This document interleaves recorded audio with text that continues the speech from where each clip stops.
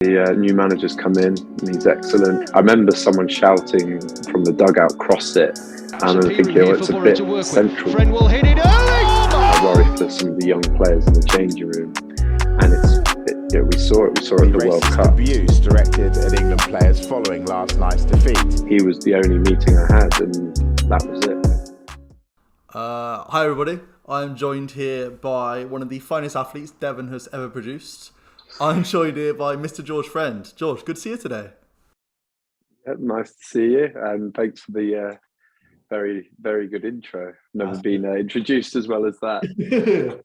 God, West Country boys got to stick together. I'm speaking to you today. Obviously, we're going to talk about football, chat a little bit about Birmingham, what you're getting up to nowadays. But also, one of the main reasons I wanted to talk to you today was about the things you're doing up in Teesside. Now, I'm not sure if anyone has read about this. I really hope they have, because it's a great little cause. You recently opened a new scholarship at Teesside University. Now, could you tell our listeners a little bit more about that? Yeah, so I spent quite a long time up in Middlesbrough. A big part of my playing career was there. Both my daughters were born in Middlesbrough, so they're little Teessiders themselves. And before COVID, before I left, I spoke with the university about setting up a program which would enable young players and people that have been released from clubs to get an education at higher education at university, but also carry on playing as if they were professionals. So training every day and playing a high level, being trained at a high level, and combining the two, a bit like the old Team Bath model. People know from Bath University and Loughborough are currently doing an excellent job there. So it's along those lines. It's not just for ex-players, it's for aspiring footballers as well, and people that want to combine playing football while getting a degree and hopefully furthering their careers in the industry as they go on. And that is something I think we've kind of seen in recent years, where there's this big focus on footballers kind of pursuing education alongside, I guess, their growth in the industry. I think we've seen a lot of lads who, unfortunately, a lot of lads don't make it, and they kind of come out of the academy and they don't have those skills. So I think it's really interesting that kind of blending the two and doing sport alongside education. Yeah, it's important, I think, because as a footballer, it's a short career, and also if you are unfortunately out of the game quite early, there's that chance to create something, create a career for yourself, and you could still be part of the industry, but just in a different capacity. And the great thing about football is it's everywhere. There's always availability, and the great thing about the North East as well is their love for football, and that's a big part of it as well.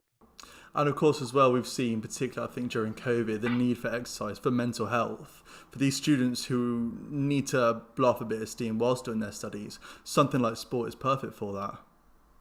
Yeah, and I think that the type of students changing now. So students maybe 20 years ago, it was all about drinking and going out. Don't get me wrong, they've still got to enjoy themselves, but there's more of a gym culture now. There's more of a sports culture. And you're right in saying for mental health, in my opinion, there's nothing better than team sport, and that can be a big part of it. And the facilities at Teesside Uni are incredible, so that will be open to all the athletes, and they'll be rubbing shoulders with some really top quality athletes in other pursuits as well. And for perhaps other athletes or other footballers that are looking to get involved with this kind of community charity work, was it something that you could easily set up? Was the infrastructure there for you to kind of help out and get yourself right in at the deep end? Exactly, that was one of the biggest parts of it. The university's been a big sponsor of the football club for a long time, and as I got to know people and those people working at the university, it was quite easy to do the collaboration. And I have to say, they've worked a lot harder to get it off the ground than I have, and they've been amazing. And I just hope it's a real success, because I think it could be a real great thing and very rewarding for those, especially locally, as it starts off. And then as it progresses, I hope it will then they'll get students from all over the country wanting to be part of the program, and maybe from abroad as well. And you touched on there the local Teesside area, like you said, your family have kind of grown up there, your daughters. What impact did the area of Teesside have on you growing up as a young man? Yeah, well, as I'm sat here in my Birmingham training kit, I don't want to be Yeah, of course, disrespectful of to course. Birmingham, but I think they'll understand that I spent a long time there, and it was a big part of my career, arguably the most successful time in my career, bearing in mind my age now. And Was it EFL team of the season twice, may I add? yeah, you've done your research.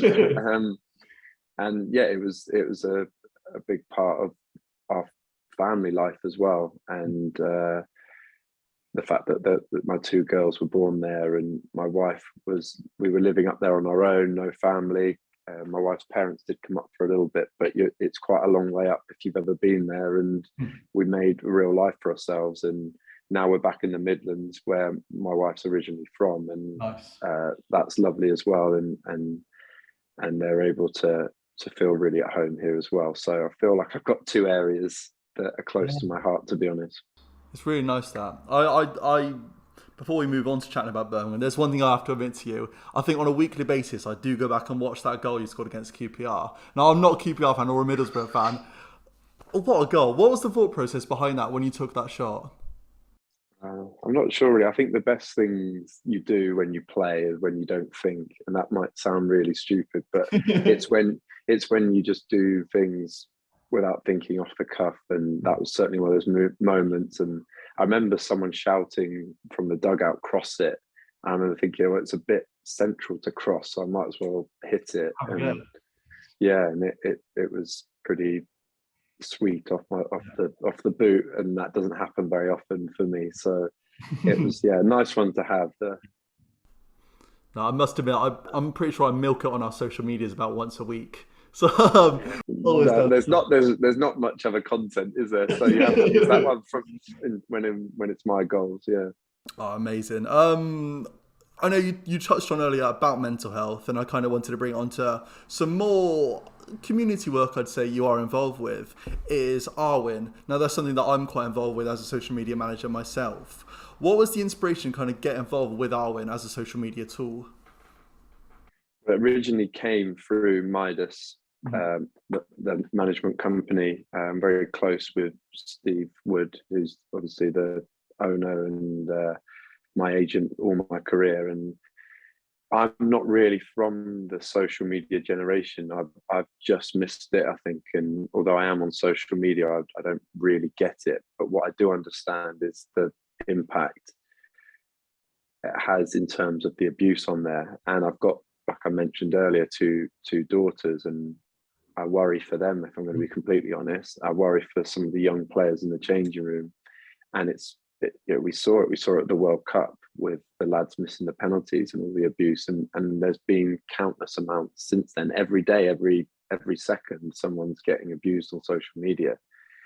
And so what I love about Arwen is it's a company that's been created to stop this. I think their tagline is making social media social again, which is completely right. It shouldn't be used for racist abuse or sexist abuse or any kind of abuse, and their aim is to try and combat that, and they're already succeeding, but it needs a lot of work, which they're hard doing. And social media is a big place. It's kind of trying to take, it's taken over the world, hasn't it? So I just really like what they're all about, and I think they can make a difference, and like I say, they already are. So without having to plug it too much, I do feel like it's worth having a look at and seeing what they're doing, and what they provide is something that can make a difference. It's one of those things, isn't it? Is that football is the beautiful game, but after a bad performance or a bad result, or even after a good performance, it gets a whole lot uglier. So I think the things that Arwen are doing to kind of change that, and I'm amazed that it's a product that hasn't become a household name yet, because it's pretty revolutionary in my opinion. It is changing the way that we interact online. I think can only be a good thing.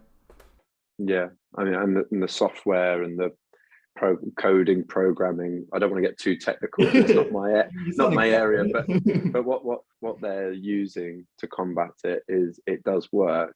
Yeah. and it just needs more people to use it, because the more people that use it, the less abuse there is out online. So yeah, I think it's massive, and like I say, it's not just for sport.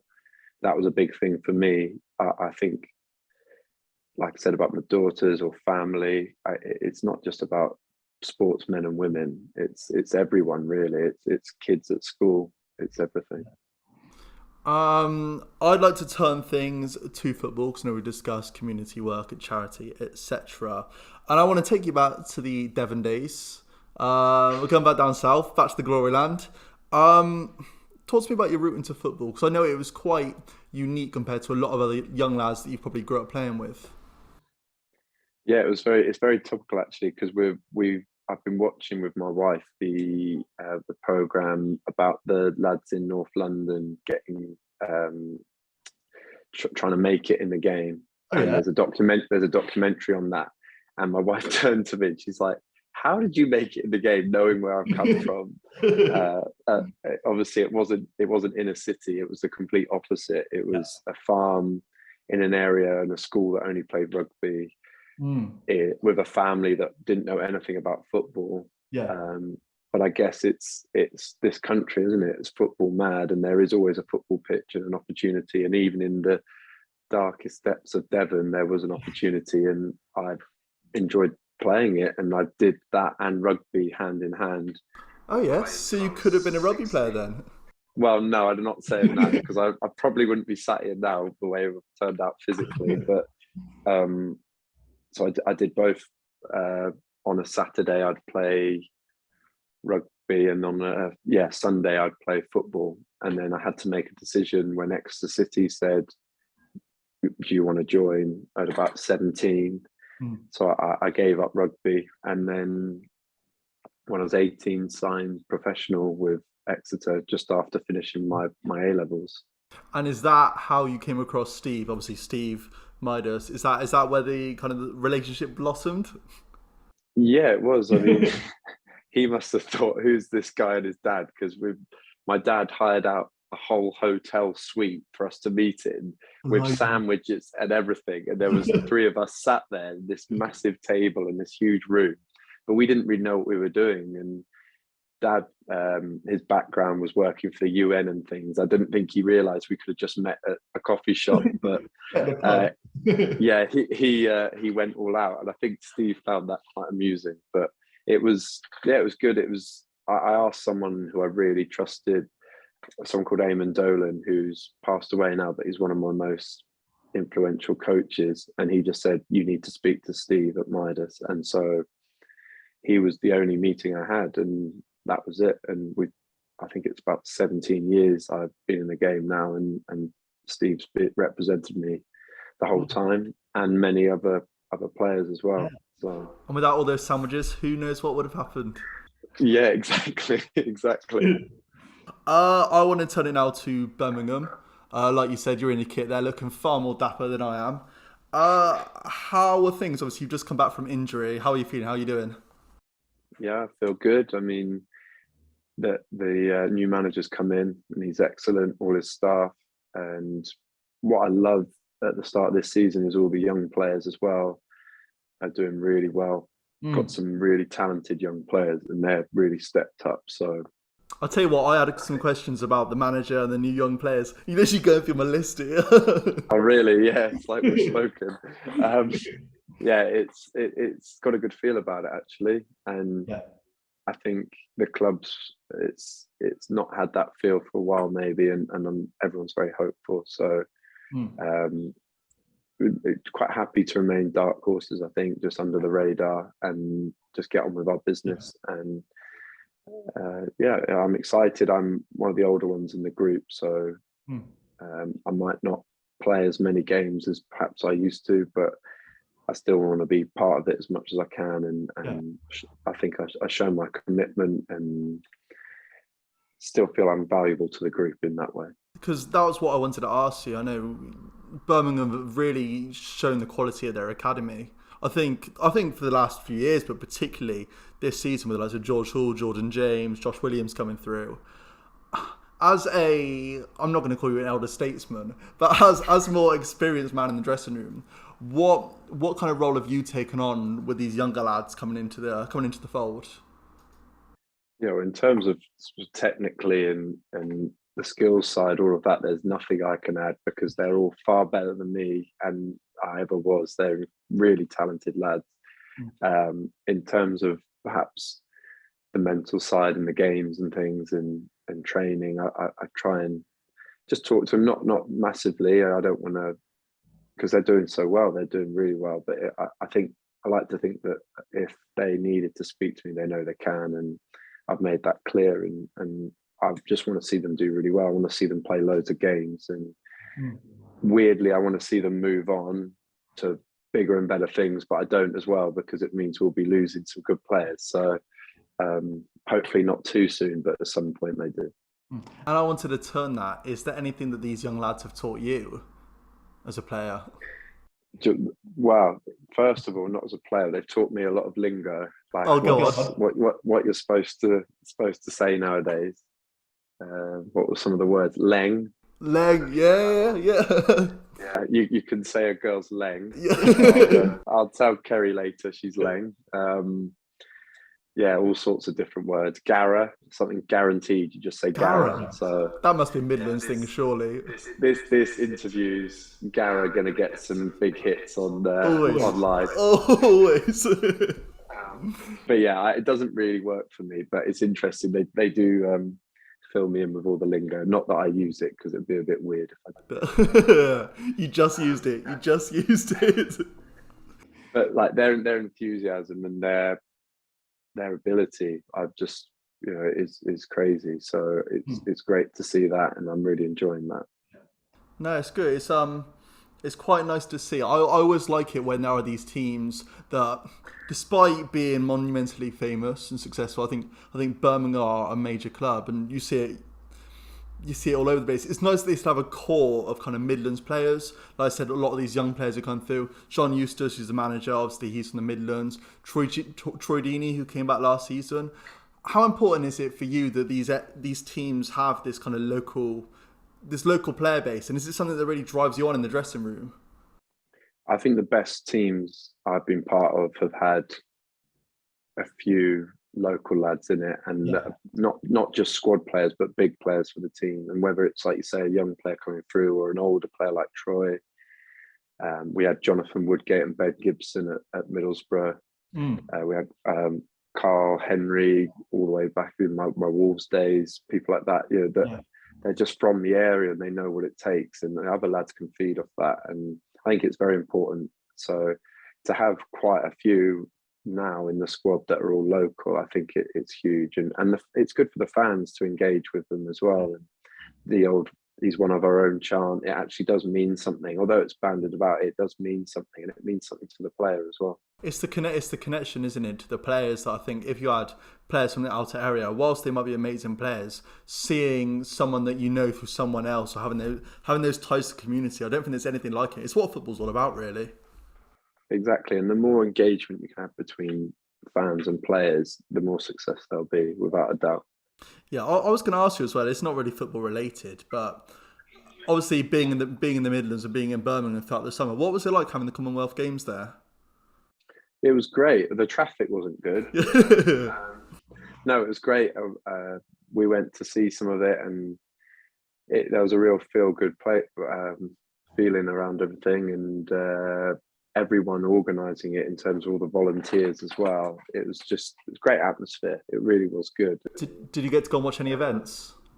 Yeah, so we went to watch the volleyball because my wife's family are into the volleyball, and my wife used to play, so there was quite a lot of connection there. So it was good. We saw the women's final, which was great. So it's good. Oh, a very sporty couple. Yeah. I want to take things back to full circle. I know we started off this interview talking about education. You have a degree, I'm aware. Talk to me a little bit about that, and what was the thought process behind that? And is that something that you'd like to use post football?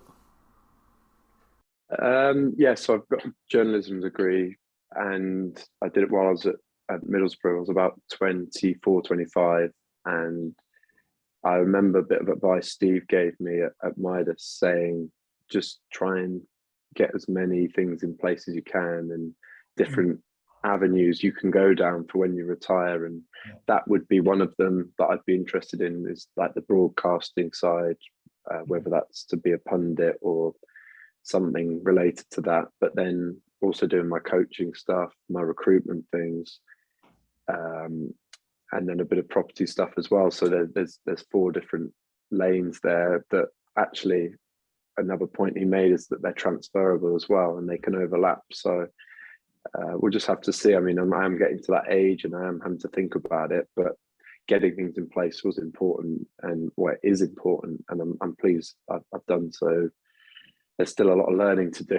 I'm sounding like I'm the finished article, nowhere near it. I'm just on my way, starting to get things right in terms of that, and I've got a long way to go, but getting even your mindset ready for those things is important.